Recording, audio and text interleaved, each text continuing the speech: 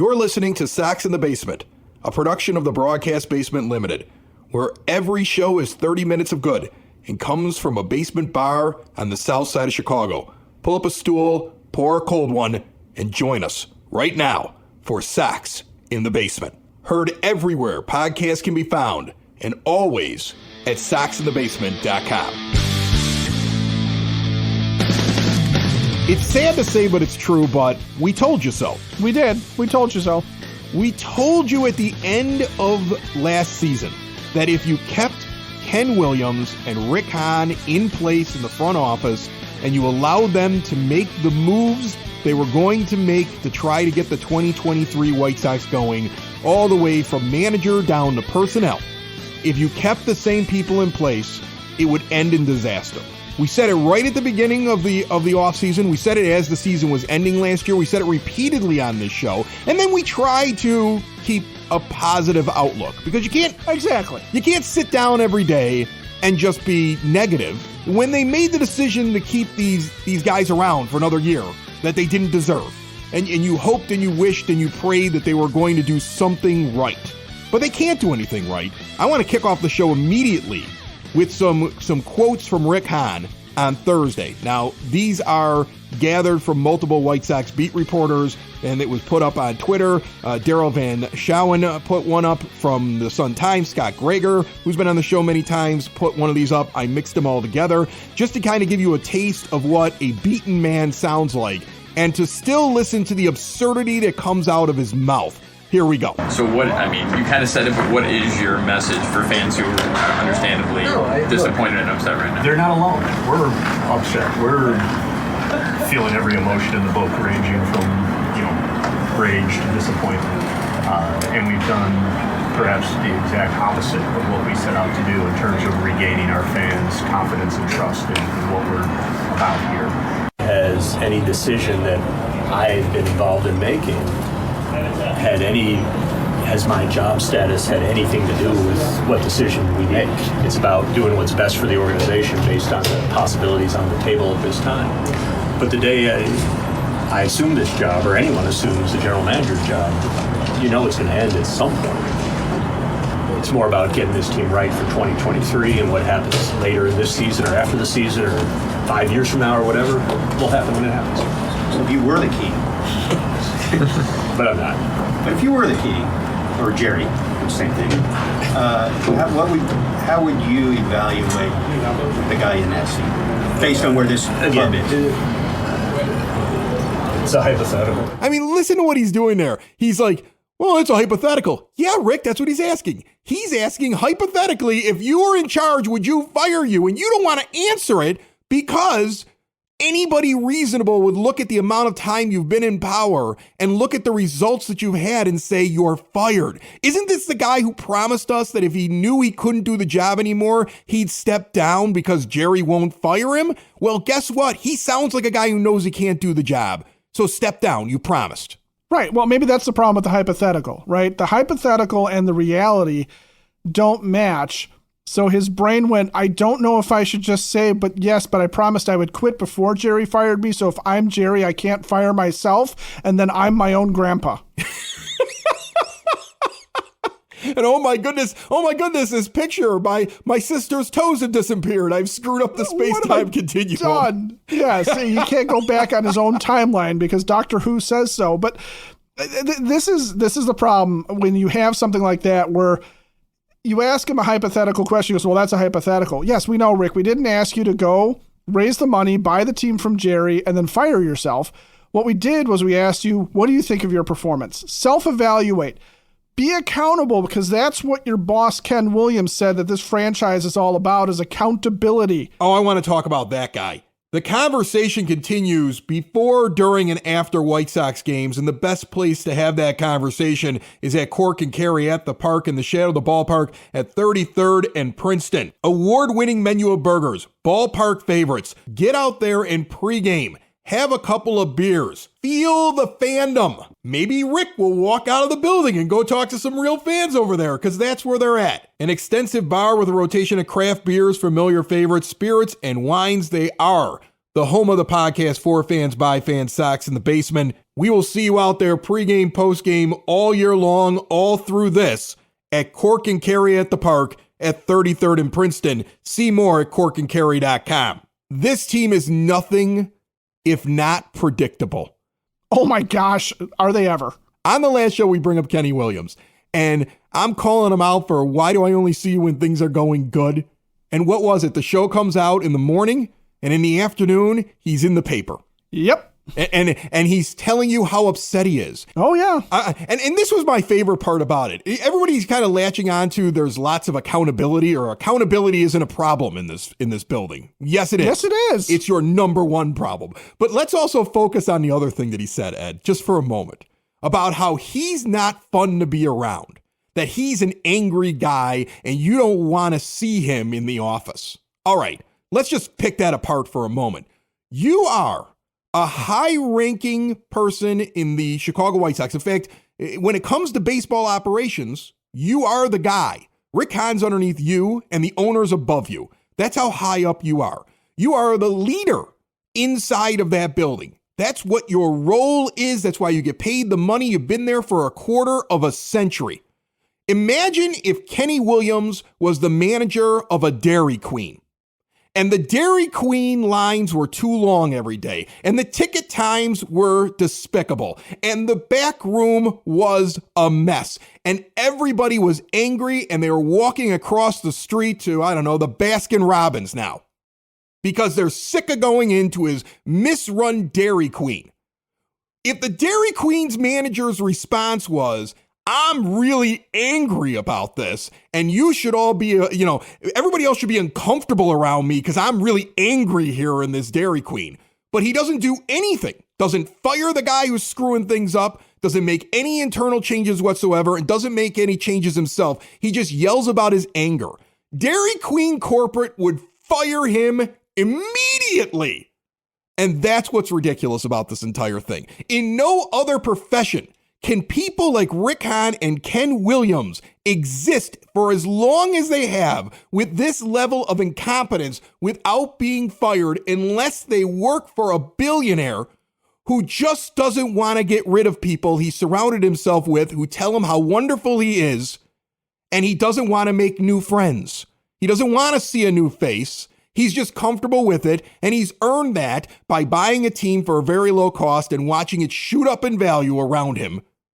And he just doesn't want to make any decisions. He doesn't want to rock the boat. He just wants to come in and sit there and have people tell him how wonderful he is.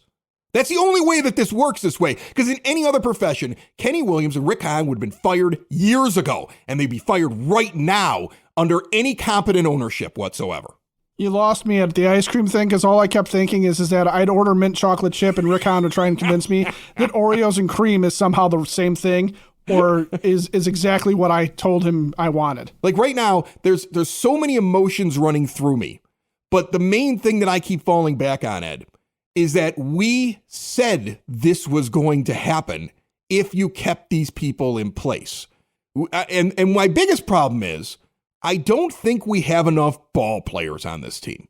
When we're talking about roster construction, we could talk about lack of depth because it's true. We could talk about how the minor league system is atrocious and Chris Getz should never be mentioned as somebody who should walk into Rick Hahn's spot because what has he accomplished with your minor league system? Okay, you could talk about a lot of different things. The fact that you went out and got a bunch of third basemen and first basemen and corner outfielders and didn't actually fill in skill positions. You could talk about how you're lacking in your pitching. You could talk about how you spent way too much money on your bullpen. But one of the issues that we don't talk about enough is I don't think we have enough ball players. We've got a lot of athletes. We've got a lot of guys with some skills and some tools, but we don't have guys that play through injury very well. We don't have guys that work together as a team. We don't have guys working the count and at bats. We don't have guys doing the little things to win baseball games. So it doesn't matter how much talent you have if you don't have ball players. And my perfect example is Luis Robert, because I've seen this now written about over the last couple of days, and it's true. Luis Robert may be a very talented person,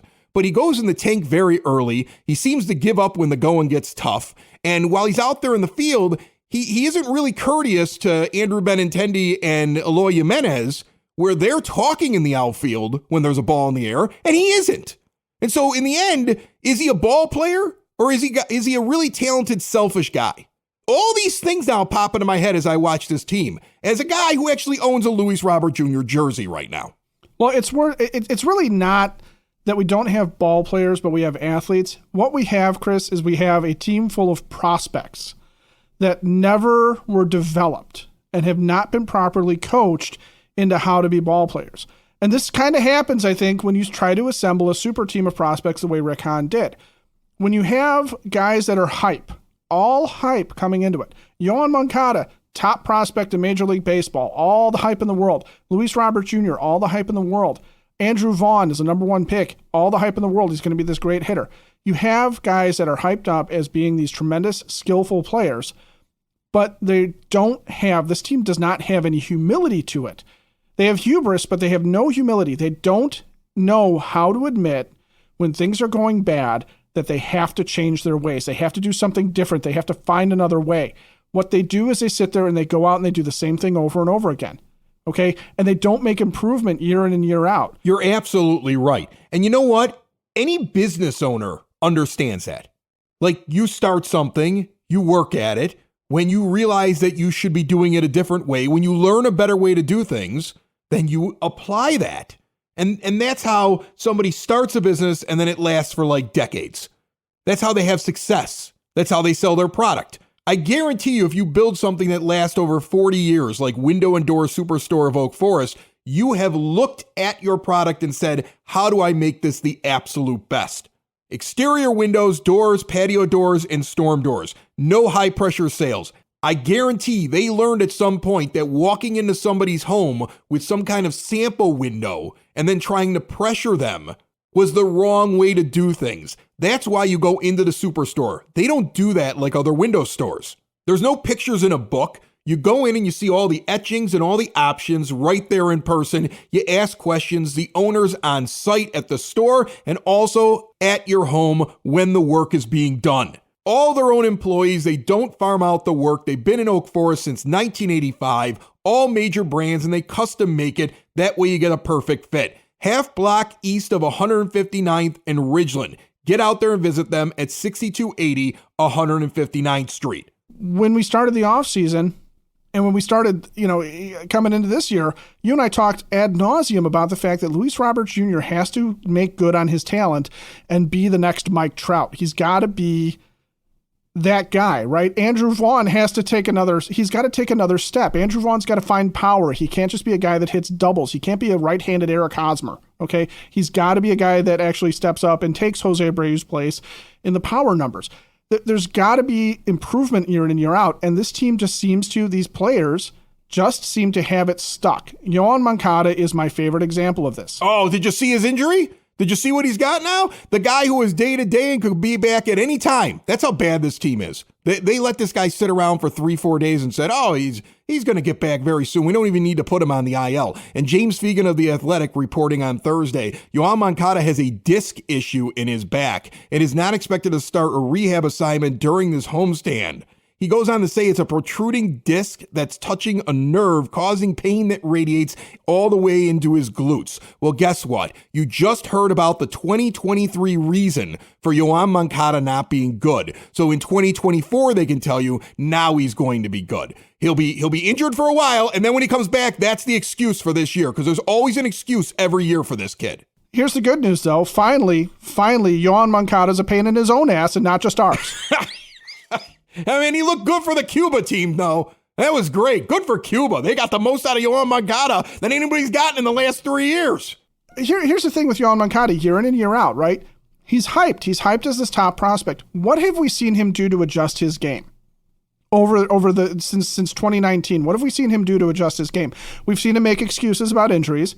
We have seen him actually suffer injuries. Okay. We have seen him be good defensively. But at the plate, he continues to be a guy who seems to approach it as though he has the same kind of power as, say, Pete Alonso, all right? Where he is this genuine, built-up slugger.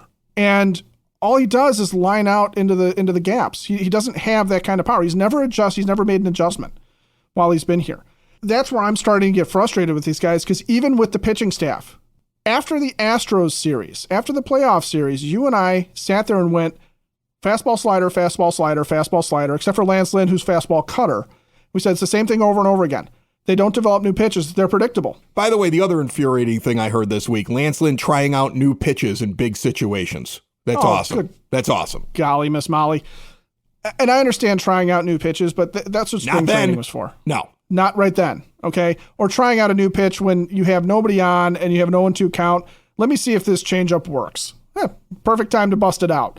But they don't develop things in the offseason. They don't come in with something new. They don't come in with a new wrinkle. You don't see adjustments on this team. What you see is you see guys who sit there and go, I'm going to keep going and doing what I do because our talent is there. And a front office that, by the way, has sold us on the past couple of years of, if we're just healthy, our talent is so good, nobody can beat us. One of the things that you have to also accept at this moment with this White Sox team is that it was true, the things that we heard in the offseason from folks that were familiar with the Kansas City dugout, who said that the White Sox were the kind of team that if you could get on them early, they'd give up. And then Pedro Grifo puts that out there when he gets hired. Grifo's like, oh, yeah, we're going to not do those kind of things anymore. Well, he can say it, but they're still the team that gives up if they're down. That's what they do. We could see what was going to happen. Everything from the fact that it was going to be kind of a mess and it might not work out if you keep these people in charge, Kenny Williams and Rick Hahn, to you could predict Kenny Williams coming out of the woodwork this week, and you could predict Rick Hahn's comments, where I didn't play the whole thing, but he does go on to say things like, it really hurts him, and, maybe I'm sure there's some fans that are just as upset as me. Okay, look, if you're upset... I think we're a little more upset than you, Rick, but okay. And you're admitting that it's not working, you've had enough time. Quit, or somebody should fire him, all right? Because you don't deserve to be able to do anything with this team. You don't deserve to make moves at the trade deadline. You don't deserve to move guys on and pick pieces that'll be part of this team for the next couple of years. And you don't deserve to even touch 2024 and beyond. You should be gone now so somebody else can come in, evaluate talent, and start making the right moves because you've only made the wrong moves. And that's why Sox in the Basement unveils something we're going to do now, probably for the entire season. It's we'll do it for as long as we need to here, but it'll be interesting. It'll be a way for fans to interact. We unveil Rick Hahn and Kenny Williams get fired. And how this is going to work is we will be putting out at different points during the season an opportunity for you to play general manager. It's for you to run the front office. And it starts right now. It's available right now at soxinthebasement.com. It's going up on all the social media. It'll be up all weekend long. It'll be up for the next week or so. I want to read the results on the air. I want to take your phone calls. Remember, you can reach out to us at soxinthebasement.com. I know we haven't done that in a while. Maybe I'll get a few calls in here in this show. But what we want you to do is we want you to play general manager. Ed and I are going to try to figure it out for ourselves in 60 seconds here on Sox in the Basement. Sox in the Basement listeners, do the hard work. And if you're a hardworking man or woman on the South Side, you need to be outfitted properly. And that's why you should visit Red Wing Shoes in Evergreen Park, New Lenox, and Geneva. A work boots specialty store that carries sizes from 6 to 16 and feet as wide as 4E. A 115-year-old company that came out of Red Wing, Minnesota. And one of its largest stores in the entire Midwest is in Evergreen Park, Illinois, ever since 1976. When you're on your feet, the footwear is everything. So why not get an expert fitting? They warranty, repair, and offer free conditioning with laces. And they also carry Carhartt work clothing as well. Located at 3347 West 95th Street in Evergreen Park, Illinois, at 208 East Maple Street on Route 30 in New Lenox, or at 1749 South Randall Road in Geneva. Visit them today. You work hard. You've earned it. Red Wing Shoes. It's your turn to run the White Sox. Only Jerry remains until death. So here's the first part. Here are the rules. You've taken over the White Sox front office. Jerry Reinsdorf remains. What would you do immediately with your roster and staff? There are no trades allowed at this point because it's too early. You cannot DFA any player with more than $15 million left on their overall deal, which is about where Dallas Keuchel was when they finally got rid of him. Okay, so that's where I'm getting that number from. I'm just approximating. You may not promote anyone below AA because they're not ready. You could only promote a max of 2 guys in AA. I don't know why you would. You better give a good reason for it. And you could promote any amount of AAA players. Essentially, what internal moves would you make? Not only with players, but with personnel. You want the pitching coach gone? Go for it. You want to get rid of the hitting coach? Great. You want to fire anybody in the organization? I want to know about it. If you're mad about the guy who runs the parking lots, put it in there. That's what I want, Ed. I want you take over the team. Somehow, the way that I envision this. So really, you take over the team. The only things you cannot do are make absurd player moves that no reasonable GM would make, like bringing up the entire Class A team. Right, and you can't trade Yohan Moncada for Mike Trout. There's no trade. Because that's not happening. Right, yeah, this is a realistic way. Like, what would you do right now? And you also, you cannot hasten Jerry Reinsdorf's death. Right. So the way that this works is, we're going to go through the questions right now and kind of give some indication of where we would go on this, but I want to hear what all of you would do, okay? Because this is a good exercise, because I think we all know that something needs to be done, but I'm curious what people would do right now. So imagine that Jerry Reinsdorf walks out of his castle. Somehow his handlers have lost him, and he's out there loose by himself. Yeah, wherever he resides, and he's wandering the streets, and I don't know, an acorn falls out of a tree and hits him perfectly in the head, and he's just somehow he gets discombobulated. And he looks at you, and you're standing there in your White Sox stuff, and he goes, "You, young man, young lady, you should be running my baseball team." And he sits there and he gives you the job. You walk in, and the first thing you do is you fire Kenny Williams and you fire Rick Hahn, and you sit down, and now today's the day. What are you going to do? So, Ed, if that happened to you right now, today, give me an idea of some of the first moves that you would make. Well, I would try and give you a long overdue birthday present, Christmas present, whatever, and I would actually launch Jake Diekman into the sun. There would be like an actual rocket. Yes.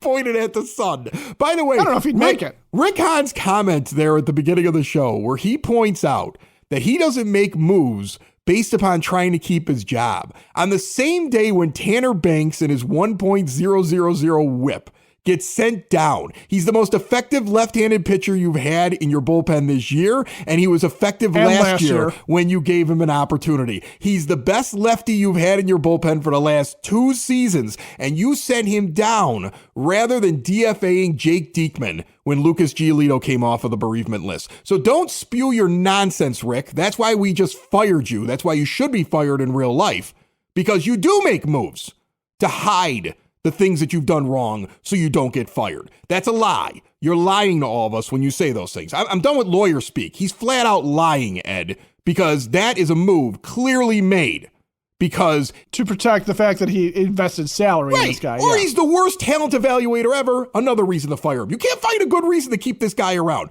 Okay, so you fired Jake Diekman in the sun. You've DFA'd him. Are you going along with my plan to put Kopech into the bullpen? Because he's still not effective. Yeah, the first call-up I'm making is Davis Martin. I'm putting him into the rotation. I'm putting Kopech into the pen. Brilliant. I'm with you. Yeah. In terms of position players, I am not sure how I'm going to fix this mess right now because there's just not a whole lot you could do with what's present here. But I think one of the things that has to happen, I like the idea of giving Lenyn Sosa a chance, but it's not working very well for him. He needs to go down. Yeah, he needs to go down. He needs to get himself right. I'm not sure who I'm calling up in his place, though. That's the problem. It's not going to be Colson Montgomery. It's not going to be something where there's anything great going on there. I'd have to give that some thought, but I gotta find a second baseman. This is what's fun about this whole idea. The idea that if you're going to be angry, I'm with you because I'm angry and I want him fired.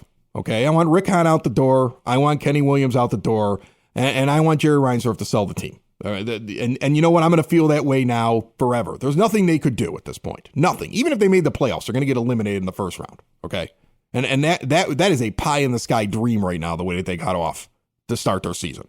All right, so I want them gone. But I think the first thing that I would say is I would say it is time for accountability inside of that locker room. And so what would happen is if you're playing poorly, especially in the bullpen, you're done. I'll bring up other arms. It's not my contracts, and none of those contracts in that bullpen are very important, and they all fall within the parameters to be able to get rid of them. And if I'm the new general manager, I didn't make the mistake.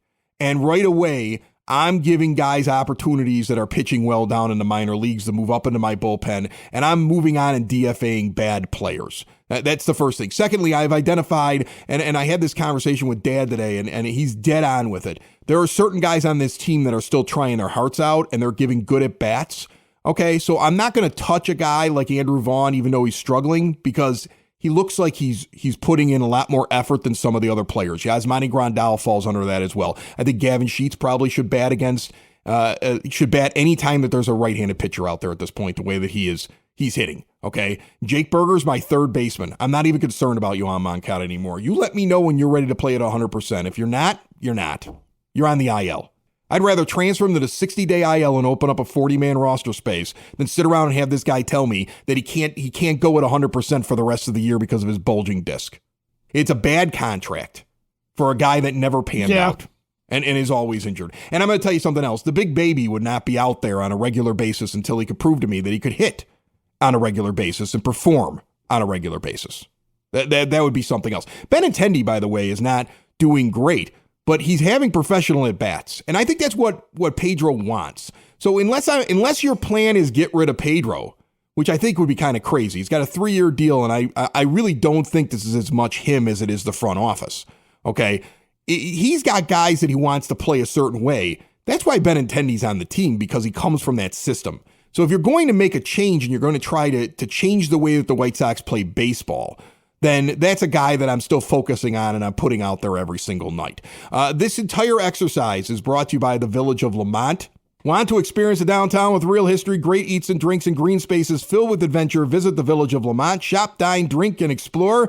Everclear is coming to the Forge towards the end of the summer. There's a lot of other things going on there. I'm going to an Everclear show. That'll be fun. All right, I'm going to go back and pretend that I'm still young and it's still the 90s and there's still hope. And Kenny Williams isn't in charge of anything back in the 90s, right? If I can go back to the 90s, there's no Kenny, there's no Rick, there's none of that stuff. I mean, there's Albert Bell. If you said the name Kenny Williams, you'd be like, wasn't he on the team for like 5 minutes in the 80s? Right. The 90s were much better. It's much easier. We didn't win a World Series, but man, it was much easier to be. I thought it was bad then. Visit LamontDowntown.com for more. All right. There are a couple of questions that are also on this form that you're going to have to answer. And I can't wait to hear what people are going to say when we go through this, okay? Who leaves the 26-man roster when Tim Anderson returns? He's coming back soon. I would think that's just Lenyn Sosa. You know, I mean, you're looking to make a move. Romy. Right. No. Romy needs to go too. But you need to keep somebody who can play backup. You got to have somebody like Elvis. I'm keeping Elvis still at second base because he plays defense. Okay. If he can give me defense and bat ninth, it's not really Elvis's fault. I can't go out right now and fix the second base problem like I would have in the offseason. You know, I mean, he wasn't the right move, but right now I wouldn't change batting him ninth and keeping him in there for his defense at second base. I think that's your best option. I would consider calling up Eric Gonzalez from Charlotte to fill that role. Okay, so Anderson replaces one of Sosa and Gonzalez, and you've got Eric Gonzalez coming up to shake things up. I'm totally fine with that.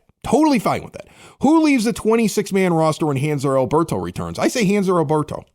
I think he's DFA. That's what I would do. Yeah, I don't know that I need Hanser Alberto. They keep talking about how he's hitting a rehab assignment. I'm like, who cares? You should just be DFAing him at this point because I don't want to see Jake Berger go away. And I don't know what Alberto does, but they may still feel there's some value there. If Alberto is going to be that backup guy, I'm okay with him playing the backup role then. And then that would be instead of Gonzalez. Essentially. Right. Yeah. Okay. But then again, how are we shaking things up if we're doing that? See, to me... that's true, too. Although maybe maybe we're looking at the wrong way. He had a couple of pitching appearances early in the season. So... we're going to put him in the bullpen? Why not? That's a shakeup. Oh, man. I'm glad you're throwing out some stupid ones so that we have a few stupid replies to this, because I think the fans are going to do a much better job than you with that. All right. Who leaves the 26-man roster when Yohan Moncada comes back? Well, that could be a long time from now, as I said. Well, I can't predict who's going to be on the team in 2025 when he finally comes back from this and whatever other injuries. Right. Again, if he's not able to play, if you send him down for rehab starts and you see that he will not be able to play at a good level or play good defense, Jake Berger's your third baseman. Put him on the 60-day IL and cut your losses. The kid's never healthy, and it's always an excuse. Okay, from COVID legs to his bulging disc and everything else in between. It's been nothing but an excuse for this kid. Who leaves a 26-man roster when Garrett Crochet returns? Well, it's got to be Diekman, but I would put Banks up there right now. Okay, and then when Crochet comes back, because I'm shaking it up, when he walks in the door, if Aaron Bummer isn't better, shake it up and dump him. Unless you want to keep 3 left-handed pitchers, and if you're going to do that, then if Joe Kelly hasn't put it together yet, then I'm dumping him. Well, I was going to say, you have Kelly, you have Bummer can go, Diekman, of course. I wouldn't have Banks go. I wouldn't have Middleton go right now. No. Kendall Graveman is probably fairly safe given everything. I'm not really as worried about Ronaldo Lopez. I think his head just needed to be screwed on better to start the season. But I would say between Kelly and Bummer, those are the 2 guys I'm really looking at because I've already long since DFA'd Jake Diekman and brought Tanner Banks back. Right. I get that. And Jimmy Lambert hasn't been doing that great, but I still kind of believe a little bit in him. I just feel like he's just the way the bullpen's going right now. If everybody's bad, it just kind of sucks down everybody else. The guys who were a problem last year and this year, I'm more apt to jettison than somebody who's having a bad first couple of weeks. You know what I'm saying? Like Joe Kelly. Joe Kelly struggled all year last year. He had issues all year last year. But that's an interesting question, and I might change my answer by the next time that we go through this list and we go through what the fans are saying. That's an interesting question what you do there. And the same question applies when Liam Hendricks comes back. Because here's the thing. Hendricks is going to come back and Crochet is going to come back and 2 guys have to go. And I would have already gotten rid of Diekman and kept Banks up. And so there should be an attrition with this bullpen. And if guys have options, like here's the thing. If you don't like what Middleton's doing all of a sudden, send him down and bring up another guy from AAA. You know, this is the philosophy that the Pittsburgh Pirates have, and they're winning with far less because there's accountability. You don't last for 3 weeks on the Pirates roster. Trust me. You don't last 3 weeks on the Pirates roster or 4 weeks on the Pirates roster playing as badly as some of these guys on the White Sox play, and they last the whole year. And so there's no accountability. Tampa Bay jettisons guys left and right till they find the right combination. They win. Winning ball clubs that have lesser payrolls but have accountability, they do this.